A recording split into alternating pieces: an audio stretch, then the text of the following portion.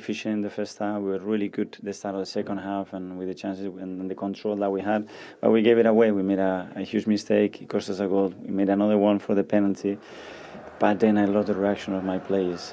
That's what we want. You know, you want to be at the top. You're going to make mistakes. You want to take risks. You're going to be part of something that sometimes is not nice to be. But you have that kind of reaction top. So really proud of them. It's about the details, making sure you're always focused every minute of the game, whether that's transition moments, set pieces, and, we're still not there. Yeah, we can talk about the last 25 minutes, but I think, especially those games, I think if you consider goals like this, I think and it's difficult, so yeah, it's really, really painful. I'm guessing you've seen the Trossard and Kulusevski thing in the penalty area. What are your thoughts on that?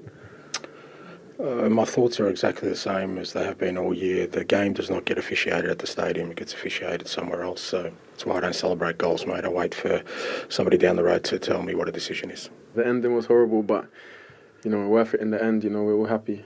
3 to play. You don't need 3 more like that, do you? Well, 3 points, so why not? Thank you very much. Good answer. It was a stupid question. Well, I sort of understood what Steve was trying to say, but I mean, they were, weren't they? They were dominant for an hour or so and then kind of let Tottenham back into it. Yeah, they was magnificent. They started really strong in the first half. They dominated that whole first half. But you have to give some credit to Spurs. I think second half, it felt like a derby. We was out of our seats towards the end because it was so exciting. But the pleasing thing for Arsenal was they stood up to it in the end and they still got the win.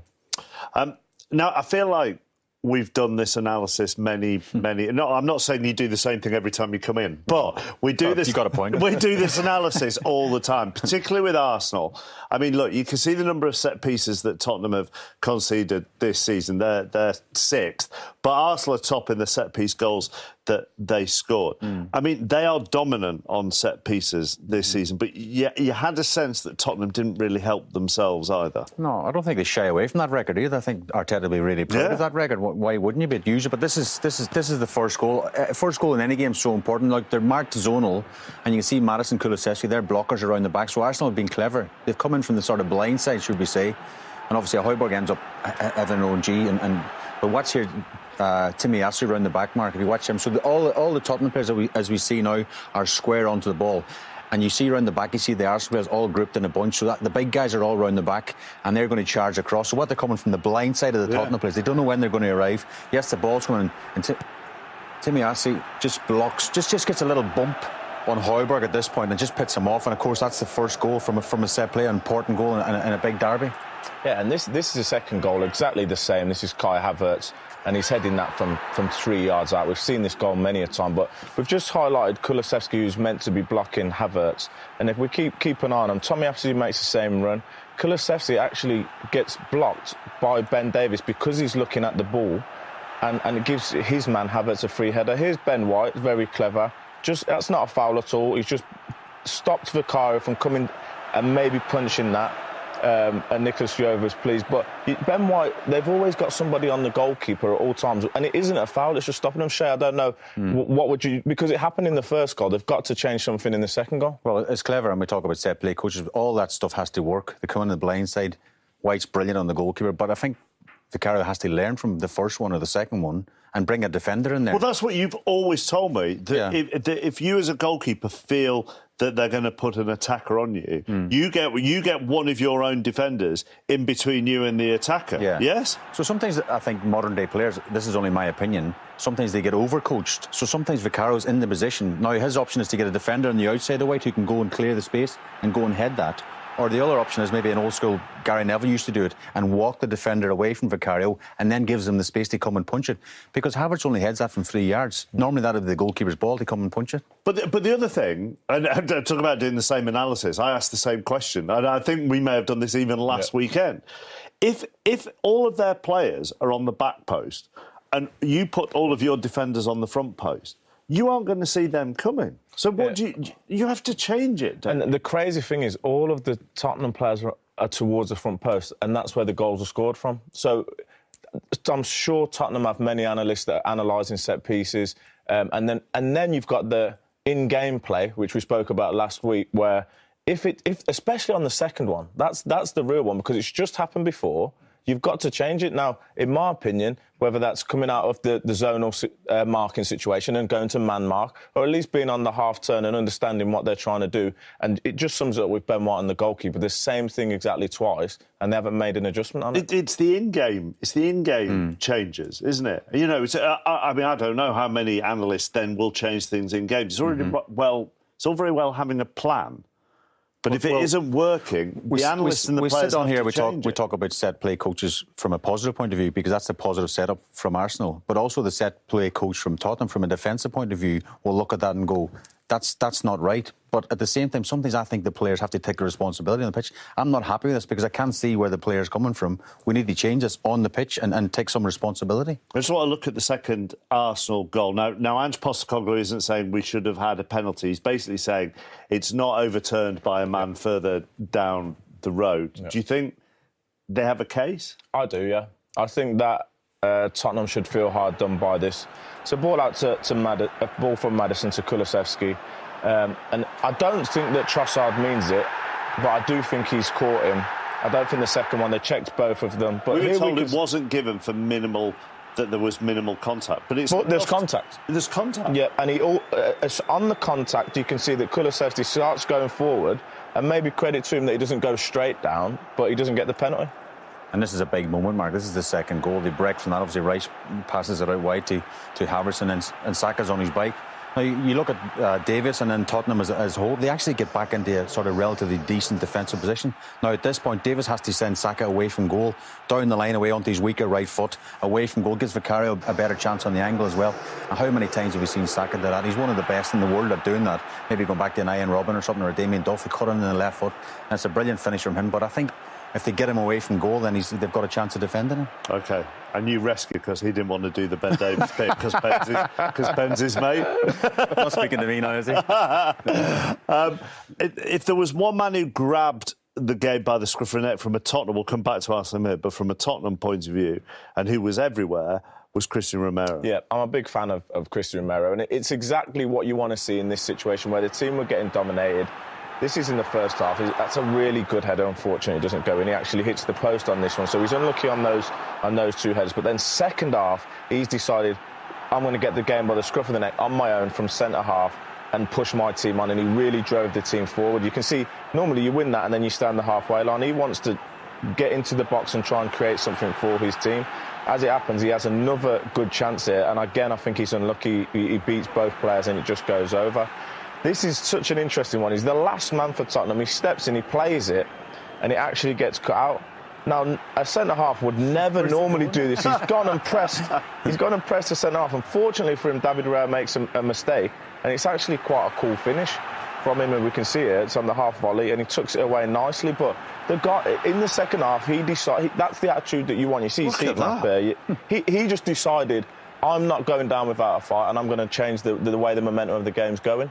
He is, and if you actually look at the stats here from an attacking point of view, I mean, he tops the ranks for Tottenham today in an attacking point of view, barring in a couple of those. I mean, he is their heartbeat, isn't he? Yeah. Probably Son as well. But and again, obviously high stakes. The North London derby, fans were up for it. And Romero was a really good example. They could have 3-0 down. They could have gone, well, I don't fancy this. But Ash is right. He's actually gone, no, we're not accepting this. We're actually going to go down with the fight. Obviously, Arsenal had enough in the end to hold on. Look at Arsenal's midfield and how they worked today then with Thomas Partey, who's coming back from injuries, his third start, and how he's dovetailing with Rice. I really like them two in there. I really do. Rice and Partey in the middle. It gives them, I mean, Saliba and the two centre-halves, Gabriel, get a lot of credit this year. But I think with these guys, especially obviously Rice has played more games than Partey, this is at the early part of the game. Tottenham are doing a high press. Partey just drops the shoulder and they're out. And it's just the balance, I think. You look at Arsenal great teams of the past, a Petit or a Vieira. That's the kind of sort of nature I would hold them in, And again, Declan Rice in the overlap, comes back out to Partey, wins a free kick on the edge of the box. Just really protecting the sort of the back four, but they also have the license to get forward at the right time as well. Again, look at the shape right in front of the back four, reading the game. I think this is the penalty thing that maybe, I thought maybe it wasn't, maybe it was unlucky, but at the same time, Rice picks it up.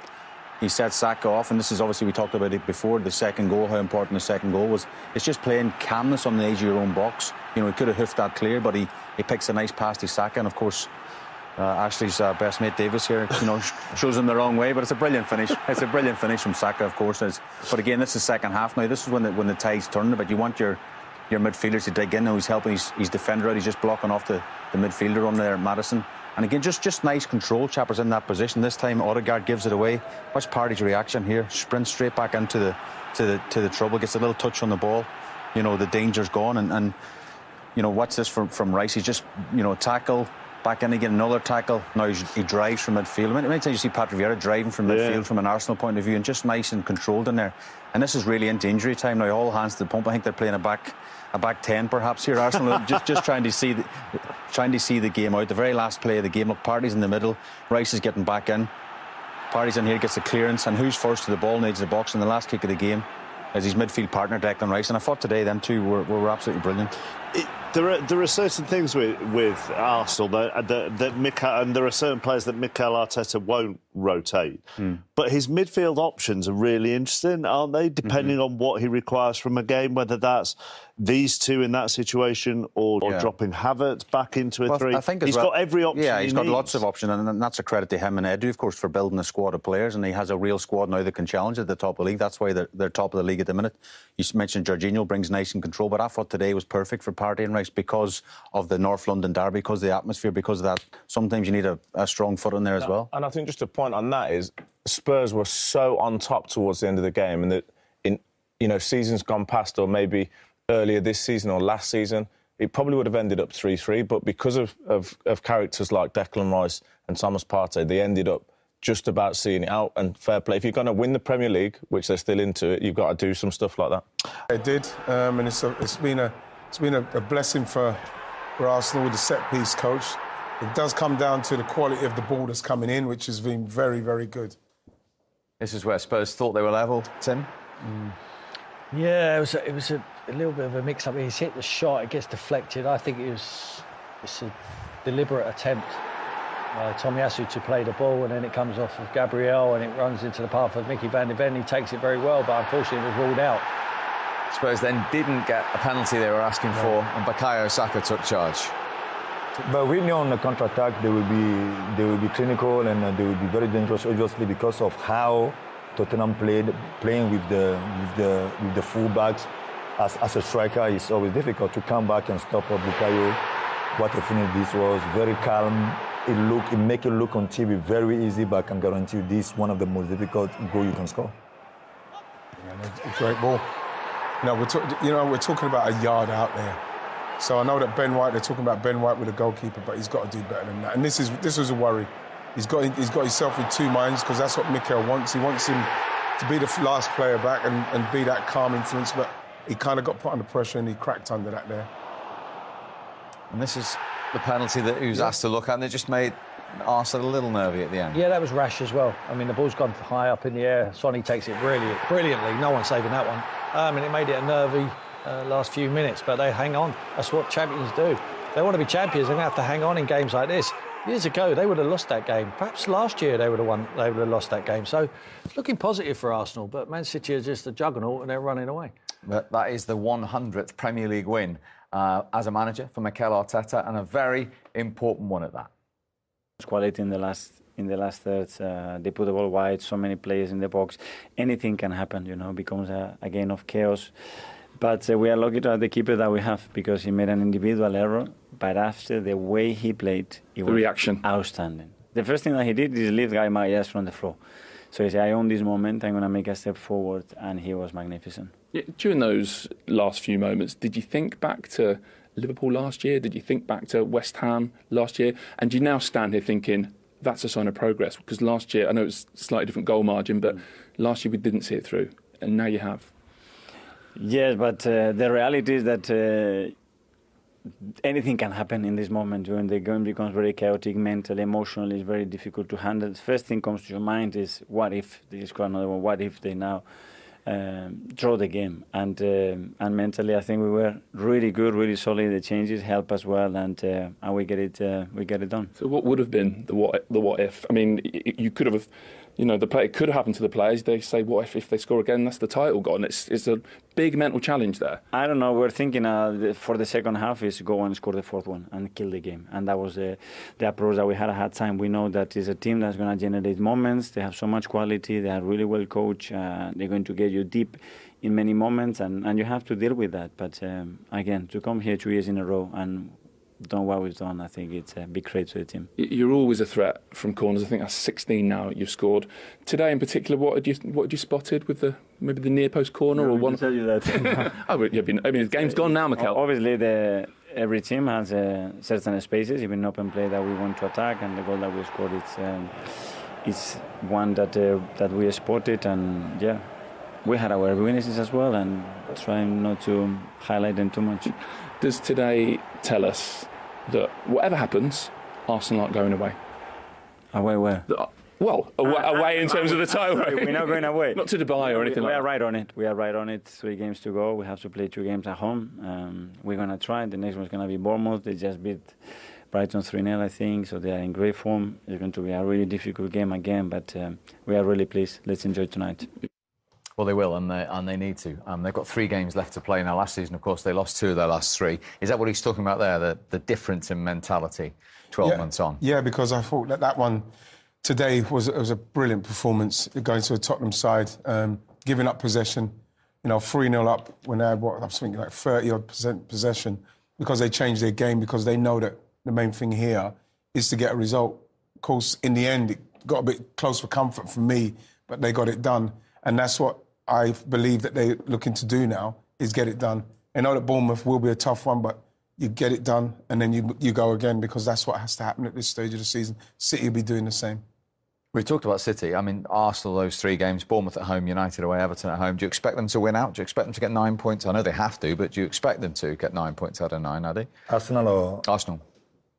Obviously, with Arsenal, everything is possible, isn't it? Because we all know how good they can play, and this team is very young and very talented.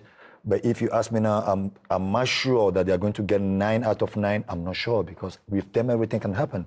We saw a couple of weeks ago against Aston Villa at Emirates. We were all thinking they will win that game.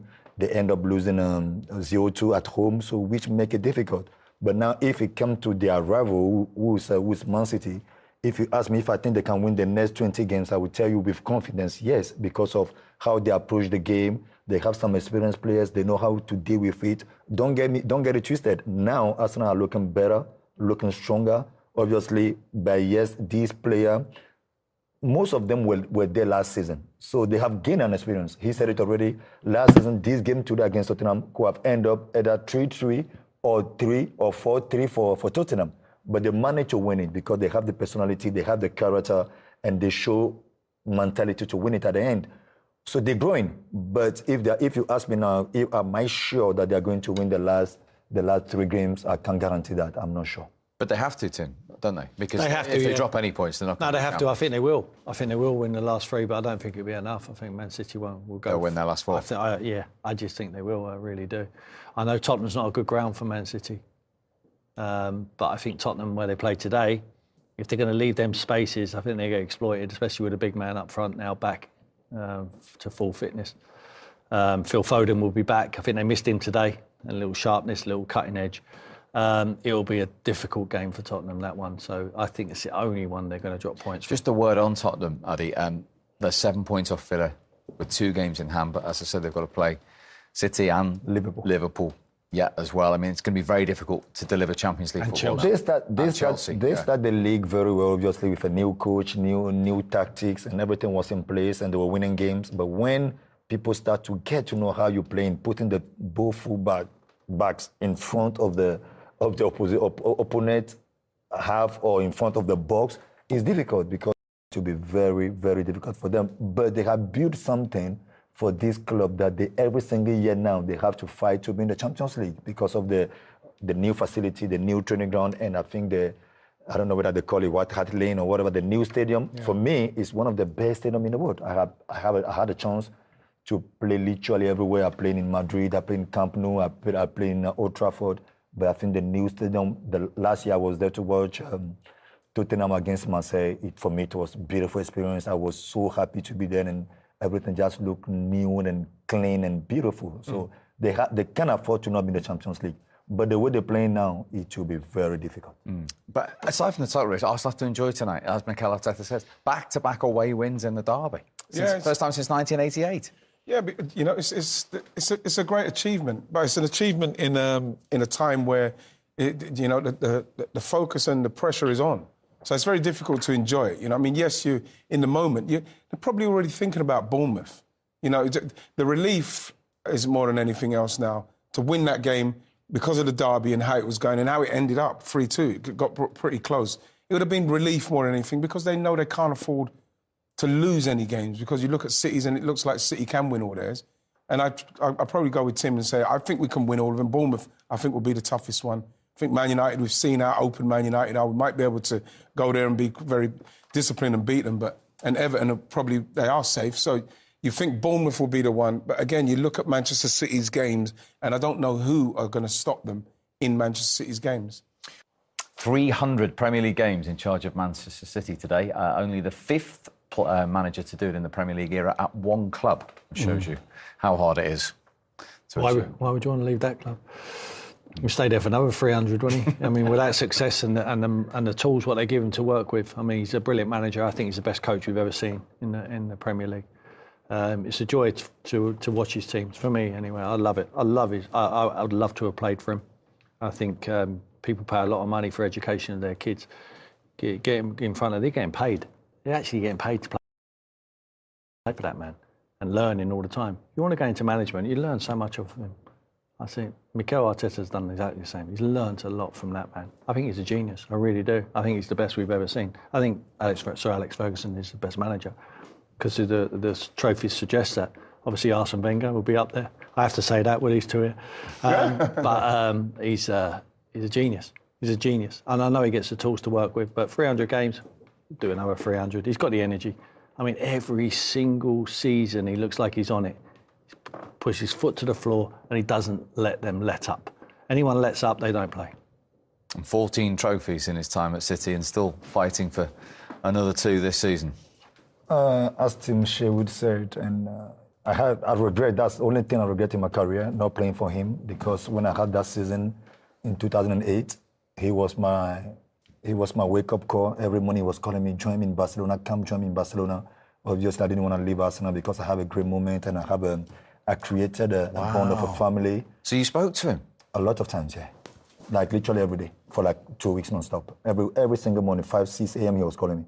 So it's the only regret in my career. Obviously, I have a chance to speak and talk and chat with Guy Clichy in Turkey, with Yaya Toure, and they all told me how great he is as a manager.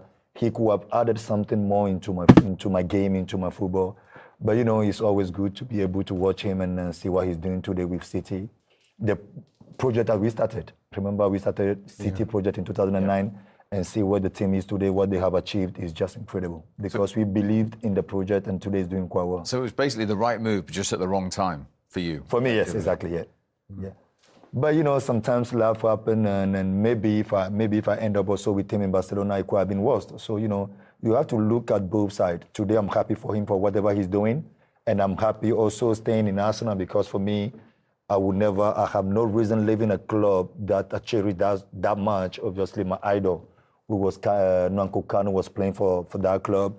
That's why whatever Arsene Wenger was giving me Nwankwo Kanu's locker place in the dressing room, and his number 25 shirt on my back, and that made me really, really happy. And that's why when I left Arsenal, you can see the hunger, because it's a club that I love with all my heart. I didn't want to leave, but things happened, and today I'm still happy being a player for Arsenal, and today seeing Pep Guardiola what he's doing around the world, as he said. And I think if you're going to count 2 or 3 best manager that ever existed in football, I think he's definitely among those 3.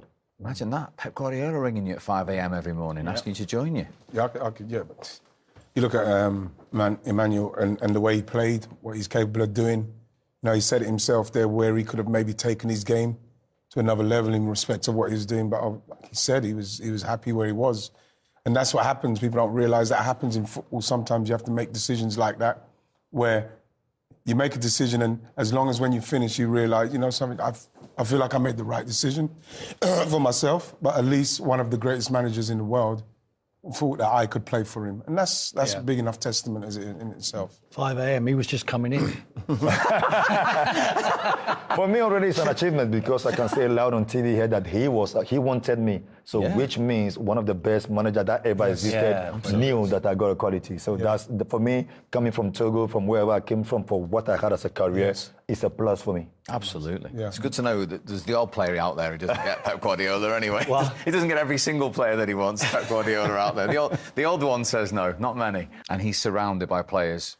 Oh, yeah. He's come into a dressing room that have been there, done it, just won all three. Well, it was interesting what he said in the interview about, like, that's what they're talking about. Everybody hears it all the time, about City know how to navigate this end of the season. But, like, he's probably still nervous simply because he hasn't done that yet. But he's got the people around him that keeps him calm. But what was really good about that goal and the goals he scored is the way he's attacking that ball. You know, you got Kevin De Bruyne putting it in, and he's just attacking that ball. And, you know, he's obviously got the feel for it now. He knows that he's in a team that can do it, and like he seems to have, he's got the confidence from that. So he's going and expressing himself in the opponent's box now, scoring goals, helping the team over the line. And one of those players who's been and done it many times in his dressing room is Rodri. He's got another landmark today. 70 games he's played for City since he lost one, and he just constructed things again from midfield today. Yeah, he's incredible. I mean, he just breaks the game up. He's always in the right place at the right time, dictates the pace of the game. For me, he's like Hoover. You know, he just hoovers up any rubbish, anything. He just any scraps, and he restores order with passing ability as well. It's just magnificent. He's just always cultured. Look at him, look, stands on his feet all the time. You hardly ever see him go to ground. He chips in with big goals on big occasions. But he just fills space and he just recognises it. See there, just like the weight of pass. It looks simple, but it's not. You know, he's a walking brain of Guardiola. He will play. When he's fit, he plays. Look, that says everything. I mean, he's just he's an extension of the manager on the pitch. That's exactly what you need. He's a manager's dream. He will give you not one restless night, not one. And he knows he's going to send the correct message out to the rest of the players when he's on that pitch. When it comes to this type of players outside, because obviously I'm kind of based in Africa and I'm watching the league, most of the time I'm telling the players, my friends, when we are watching the game, how important this player is, but they still don't believe.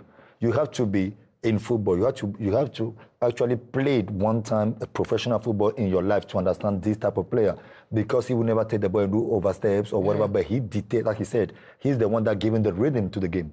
Whatever, if he wants the game to go fast, it will go fast. If he wants it to slow down, it will slow down. That's how important Rodri is for Manchester City. Without him, as he said, he's the second manager on the pitch. And he's probably, out of the entire squad, which is an unbelievable squad, the one they haven't actually got a direct replacement for. No, they haven't. And we've seen that when he's been missing, they lose games. But that's an unbelievable record. You know, not lost in 70. I don't know what that feels like for him to not lose. I mean, the self-belief must be off the charts. It's amazing, you know what I mean? It's the kind of record you don't want to know. You just want it to carry on. But, like, that just proves, I suppose, his impact on the team and how confident you will feel with him in the team, you know, because of what he does. It's just like even seeing him there, like when the ball's going that way, he's already moving back towards the centre of the pitch, and then all of a sudden the game comes back towards the pitch and then he intercepts it. Those things are why he's those players like him, like Kante, when you watch Kante and he can go, you know what I mean, how great they are, you know, how great they are in that position, and how comes that position has become so important in the game. Well, it says that. We've seen the money, what the teams have spent all over the Premier League for that sitting midfield player. Declan Rice, Caicedo, and the players, the money they've spent on a player that can do that job properly or can prove to do that job properly. Look at Declan Rice. We can't do without Declan Rice in that team. You know what I mean? Rodri as well. You look at Rodri and what he does. When you do that job properly, your team are going to be successsul. If you're looking for tiny little omens, the last league game he lost was away at Tottenham. And City have still got to play them, so... Yeah. Well, you know, unfortunately, I've seen Tottenham in the last few games, and I don't think Tottenham are going to be able to stop this City. No way. We'll see that in a moment. We'll kick off with Nick Callow from Haters. Hi. How were your nerves at the end there? I was praying. So many space bodies in our box. It was a really emotional game. Very tough place to come, obviously, incredible atmosphere, stadium, and a great team to play against. 3-0 up, you're in control of the game, you come in the second half, and we're dominating the game and creating chances, and then, yeah, an individual error happens that clicks something, it puts a wrong message in your brain, but I think we started to deal with the situation better. Another one, and then it's game on. And they have the players, and they have the courage as well to put a lot of, and commit to a lot of players forwards, and now we have to dig in, suffer, and react, and I'm very pleased the way the team has done it. What were your thoughts on the error, as you called it? It's part of football. It's the sequence of play. I don't like it. I don't like the principles that we apply and in that moment and the orientation of the ball. And after that, it can happen. You misjudge the situation. You try to make the pass, then you don't, and you are in doubt zone. And they score. They take advantage of that. And the penalties is another principle inside the box that you cannot do. It's part of football. What I love is David does that. He picks my hands up. That is quite heavy. And then he was sensational for the last 20-25 minutes of the game. And this is what I love about our plays. You spoke before the game about Arsene Wenger giving you advice saying you need to find a way to win matches at the end of the season. Is that what we saw right at the end? Yeah, maybe he could have given me the advice as well of try not to make it hard for yourself. But at the end, you can't just pretend to come here and don't suffer and have a comfortable afternoon and play a space of the park, because it doesn't happen, and you just have to see the games that have played against the top teams because they are a really good side. On that note, was it the plan in the first half to sit as deep as you did, or did Spurs sort of force you back in? No, they force you. And we had an issue with the high press. We give so many balls away, simple balls. Our ball circulation wasn't good enough. The result has an impact. You are 2-0 up, and the result is having an impact as well. To feel more comfortable doing that, we looked at real threat as well on the counters. They commit so many players, so they force you as well with their structure as well to have one or two more players in certain areas that provokes you to be a little bit deeper. But we're okay that we didn't really concede much there, but I think the second half, in certain moments, especially with the ball, was better. What's better for the psychology of the title race? Winning 3-0 comfortably or coming through that? I don't know. We're going to make that the second option is a great one, and the players can be more convinced. We've done it 2 years in a row here, which is extremely difficult. The manner was different last year as well. We had to suffer in the second half to win the game. So great. The team has another tool, something else to grab. That is the confidence that bigger stage, when you have to come to a bigger stadium, you can go and win it. So good learning. Hey, Nico. We've talked a lot about Kai Havertz recently, but today we saw a 40-yard pass for an assist. We saw a striker's header for a goal. Are we seeing him unlock more and more parts of his game? It was quite a complete centre-forward performance. He was sensational in every department today. He wasn't as his 100%. He was ill before the match. He was a bit struggling, and still he put the performance that he's put in. I thought he was unbelievable today. Amy, Miguel, after the relentlessness of April and games every 3 days, what is it about your team that enabled them to come back from that difficult period where it looked like maybe everything's going wrong? Win. What can you tell us about them and their approach and how they behave with each other and what they want to do? Well, first of all, how much you want it, how much they want it.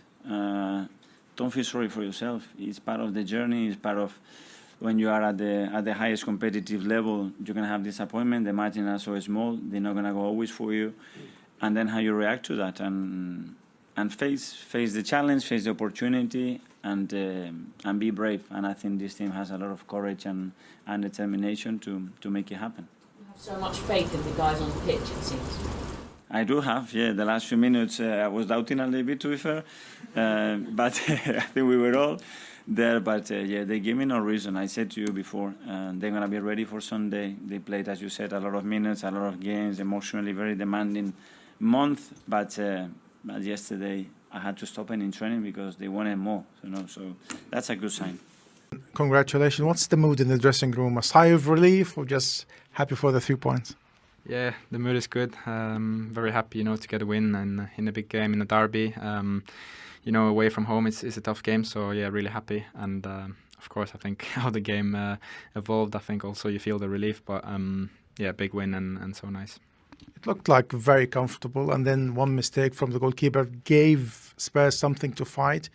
How did you react mentally to that, scoring the penalty from them? I think we reacted in a good way. You know, I think mistakes is part of football, and yeah, we kept on fighting together. I think the game changed a bit, you know, in the second half, and they got their momentum. But we did so well to defend the box, especially towards the end. And yeah, you see how good we are there to defend and fight for each other, and how much we wanted to get 3 points today. And yeah, we got it. So really, really good. Would you say this is the key difference from this season to comparing to last season, when you get into this time of the season where when you conceded you were rattled a little bit? You seem to be mentally more stronger this season. Yeah, I think so. I think especially, you know, how we reacted now after the tough week with the Villa game, and then going out in Champions League, and to come back and put on performances and results like we've done lately is a massive compliment to the whole team, to the mindset, and yeah, today was another example of how we fight for each other, and we never give up, and how much we want to do this, you know. So it was a good one. What's the mood in general, given that you have to win all your games and wait for Manchester City to slip in one of the games? What's the mood like in terms of mentality? I think we're just focused. I think that's the main thing, to stay focused. We know what we have to do. We have to play to win every time we play, and we have to focus on ourselves, you know, take it game by game and keep winning our games. And yeah, that's the only thing we can do. And let's focus on that, and then we'll see. Thank you so much. Round being Sports with Ange Postecoglou, and a brilliant second half comeback. If we can go to the first half though and look at some of the details, then Kulusevski seemed to have been tripped by Trossard and stayed on his feet, which is you absolutely can applaud that. But then also, quite interestingly, the way that Ben White was getting in front of Vicario for both of those set pieces. Is that a time when defenders need to talk to each other and address that so it doesn't happen for a second time? Yeah, look, you know, I think for us as a team, it's still, you know, we've still got to deal with the little details in the game and have clear focus on everything we do. And you can see that Arsenal do that. They make sure that everything is as they want it to be, and we're still a team that aren't as sort of focused for the whole game. And against good sides, you get punished, and we got punished today. And you know, when the game gets away from you that much, then it's difficult to get back in. What did you say to the team at half-time? Oh, just, you know, my main sort of message was that we owed our fans something. You know, we couldn't go out in the second half and just accept our fate. We had to go out there and show some fight and some resilience, which I thought the lads did, to be fair, and, you know, gave their supporters a bit of hope. And that was the main message, you know, not to go out there and just accept that it wasn't going to be our day, but to go out there and see if we could turn things around. Well, you absolutely showed that. You said ahead of this match that this is not a team you're going to be measured against in terms of the league and where you want to get for Europe. You've got those games in hand, of course. Unfortunately, not to capitalise on that draw with Villa. But you came back into this match. You now go up against Chelsea. They couldn't get back into a match against Arsenal. So does that give you something to pick up the team and go with again? No, look, I think, again, for us, it's more important about ourselves, our journey, and as you said, we've now got, you know, still 5 games, good games, real challenging games for us. So we go out there and we just got to recover now and get ready for a tough game at Chelsea and make sure we're ready for it. First time in 36 years that Arsenal have won at Tottenham 2 seasons in a row. These gentlemen know all about the Arsenal-Tottenham rivalry. Would it be fair to say we all agree that this time last year Arsenal probably wouldn't have won that, especially having gone from 3-0 to 3-2 and everything, or every alarm bell ringing imaginable? That's how I felt, for sure. I mean, I felt a little bit wobbly this time around, but certainly last season, the way it kind of all unravelled, to be so in control of the game, you're away from home in a derby, and then you give that first goal. I mean, that first goal goes in, the picture just changes. It's bizarre how it changes. It's psychological. Totally, the opposition, all of a sudden Spurs feel they've got something, the crowd get up, and you invite that horrible feeling, that pressure, second goal penalty, and all of a sudden you start to think, wow, 3-3, this could certainly end up 3-3. And it was out of nowhere, Arsenal in total control at that moment. But they got over the line, and at this stage of the season, more than any other stage, that's all that matters, isn't it? It doesn't matter to win 3-0 cruising or 3-2, and actually they proved a little bit of mettle. That's all that matters in the end. Yeah, they were tested for sure, as you said there. even when it went to 3-2, I was calm because I don't think Spurs had created too much. I mean, as you said, it was two individual mistakes that got them back into the game. But as you said, last season, you'd have worried and you said, I know what's coming here. But they're just a different team this year. And even if you look at their away form of late, they're pretty much spotless, faultless.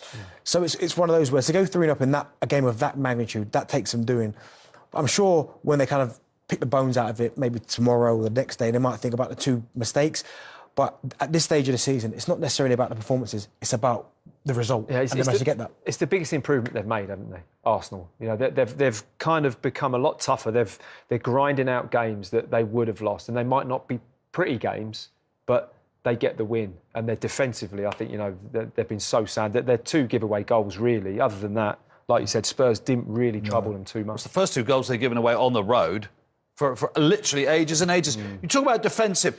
That's Arsenal's fourth game since Tottenham last played. When we have a look at the goals from the first half, I think if you're a Tottenham fan, you go, has nobody been picking up on what Ben White gets up to at corners? I mean, everyone's got... They don't have a set-piece coach, interestingly, Tottenham. No. There's a lot that they're missing, isn't there? No, well, Arsenal certainly do. Yeah, they do. And don't we know it? Yes. It's been a huge part of their season, the most successful part of their season. They're just outstanding at it.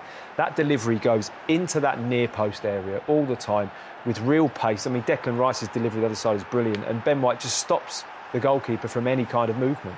Now, we'll come back to the first clash there between Trossard and Kulusevski. There's none that Maddison's thrown himself over, I'm afraid, hasn't he? Yeah. And this is classic counter-attacking. Now, from a defensive point of view, just talk us through Ben Davies here up against Saka. Well, I was screaming at the television, right foot, right. Keep him on his right foot. At no cost does he come in and do that. Yeah. That is absolutely not. Right, there's the contact. Trossard and Kulusevski Not just for me. coming together. Yeah, you can't just start giving penalties away for that because for me, that's not a penalty.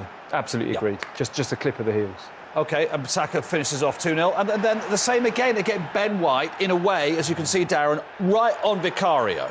Yeah, and this is something they're going to have to sort out, Spurs. Because Kulusevski runs into his own player. I mean, it's a great delivery and a great header, but from a defensive standpoint, again, Vicario, he's got to be stronger. People are starting to clock onto this because West Ham did it to him, Arsenal have done it to him again. Ben White doesn't really do a lot wrong. He kind of holds his ground and just blocks him from coming. But, the delivery has to be spot on, which it is. But he doesn't give himself a chance. He doesn't adjust his position to go and claim the ball. And he almost goes over so soft. I think referees as well, he's not going to start getting those decisions. No. You would think that you'd want to get a player involved. Like goalkeepers a lot of the time would call a player in to say, you deal with him, or try and put a defending player between you and Ben White. Yeah. So somebody's dealing with that while you can focus on going getting the ball as a goalkeeper. It's almost like the team just left Vicario to deal with it, and he didn't. He didn't move, he didn't try and adjust his position. Because if Vicario's not going to do... I mean, you played with David Seaman. David Seaman wouldn't allow that, would he? One of you would have got in there. One of his biggest strengths was that he was a brilliant talker, and he was direct, and he would just tell... In his box, you did what David Seaman said.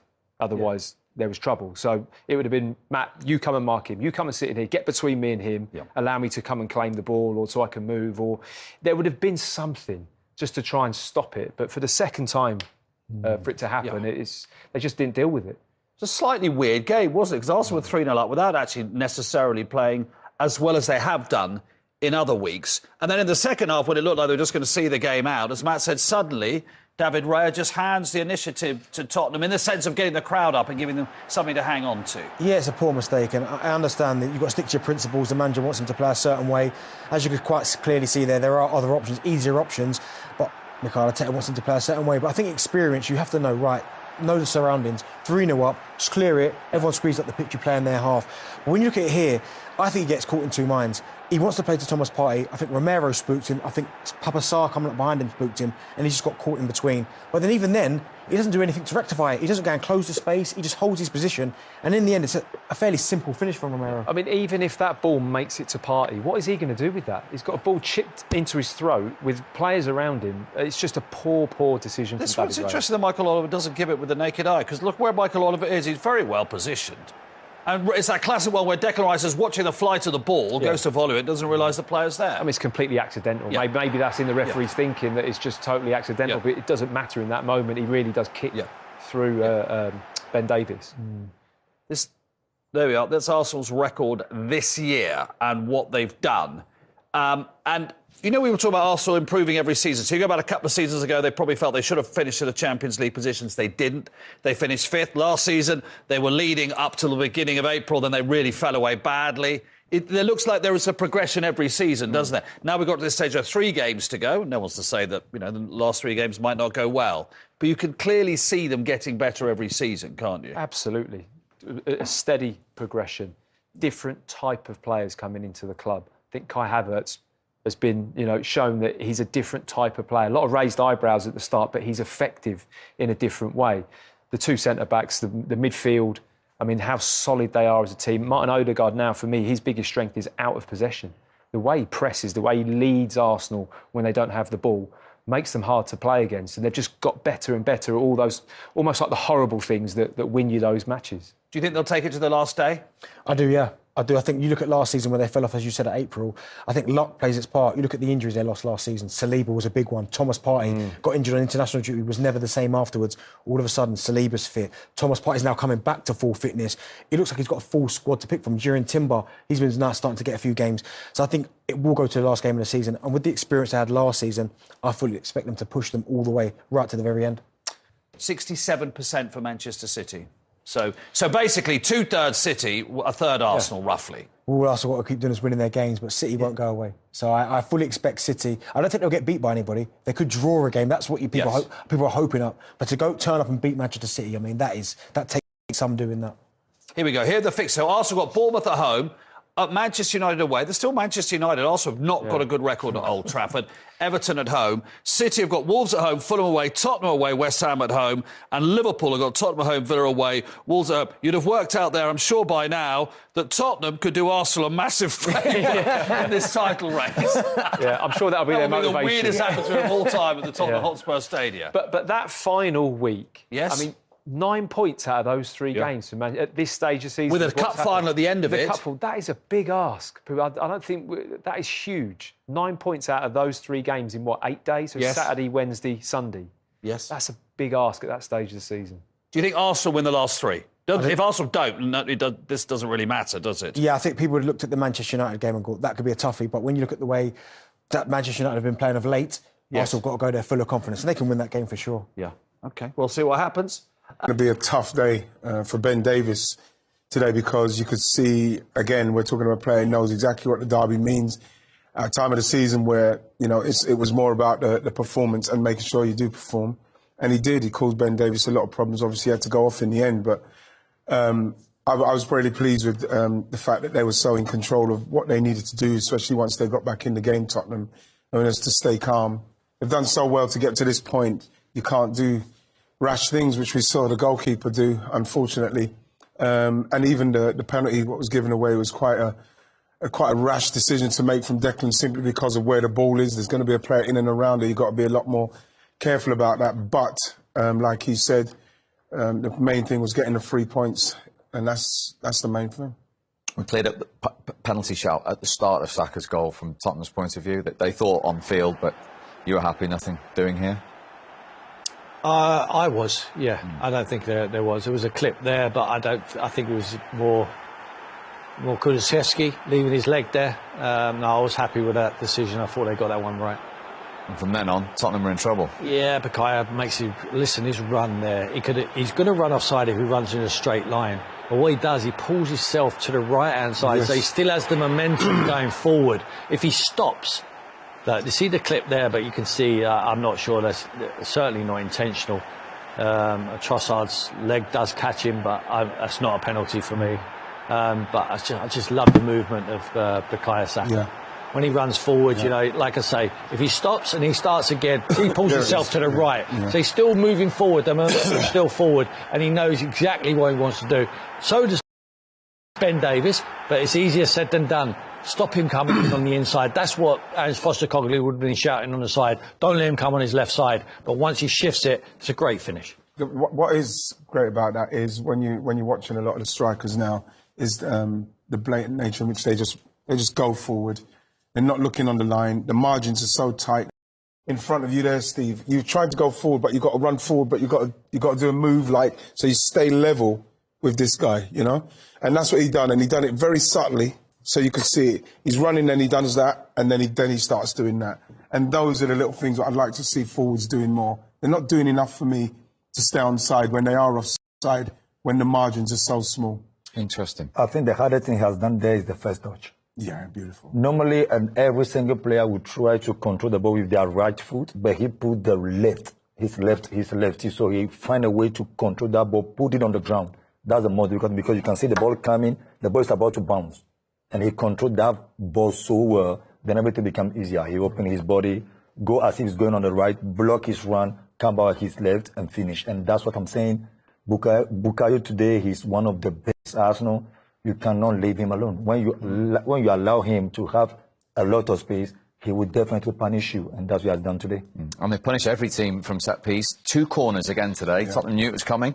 They couldn't deal with it. They couldn't deal with it. The balls in, Steve, I've got to give them, were amazing. But when you look at them at the back there, no one protecting Vicario, because I think when you look where this header is, if he's got some protection, he might be able to go out. Not with that one there, but he might be able to get himself in a position where he can maybe get close to the front post. But with this one, when you see where they're coming from, where the header ends up from Kai Havertz, I think the goalkeeper's got to move from there and go and punch it. Yeah. He's a yard out.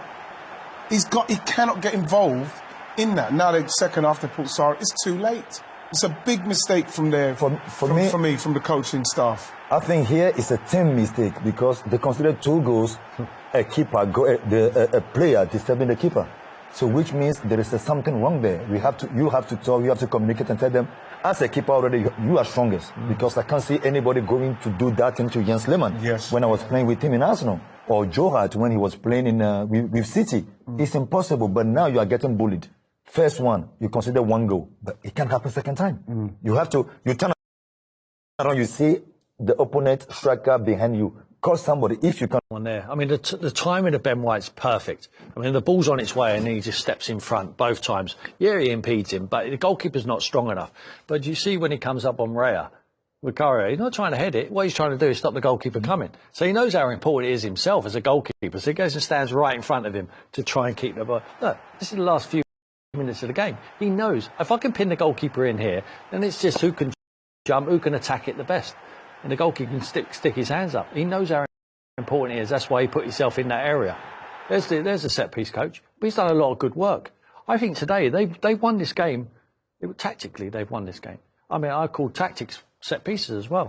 I mean, 2 very important detail of set pieces. Plus, from Mikel's point of view, not dominating and controlling the football match today, but sometimes just sitting back. Just sitting back, controlling it and catching them on a counter-attack. He knew exactly the shape which Tottenham would play. He knew the fullbacks would vacate them areas. He knew he'd be able to exploit it. And they suffered out of possession today. They normally dominate. 38% they had. Exactly. Second lowest all season. When did you ever see that? Second lowest all season. He knows. He's gone into this game knowing that's going to be the case. Because he knows exactly how Tottenham want to play. When they throw bodies forward, it's because they get more players in the midfield areas. If they're not perfect in possession, they will give the ball away and they will get exploited with the spaces what they leave, and that's exactly what happened in the first half. 3 down at half time could have been naughty, could have been a cricket score here today, could have been 6 or 7. Credit to Tottenham that they rolled their sleeves, they got back in. The goalkeeper Raya has gotten back in the game with a ridiculous error. He's given them away 3-0 up. In a game of that magnitude, and you go and try and chip that ball into midfield, which is a nothing pass, gives it to Romero, he puts it in the goal. All of a sudden, the crowd are up, and now it's a different football match.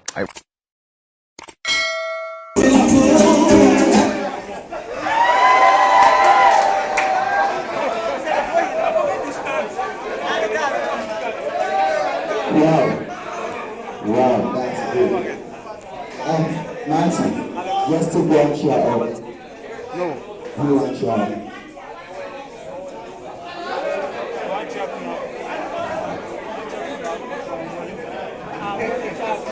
Hey guys, in this game, the chairs you got built, that way you guys are always moving.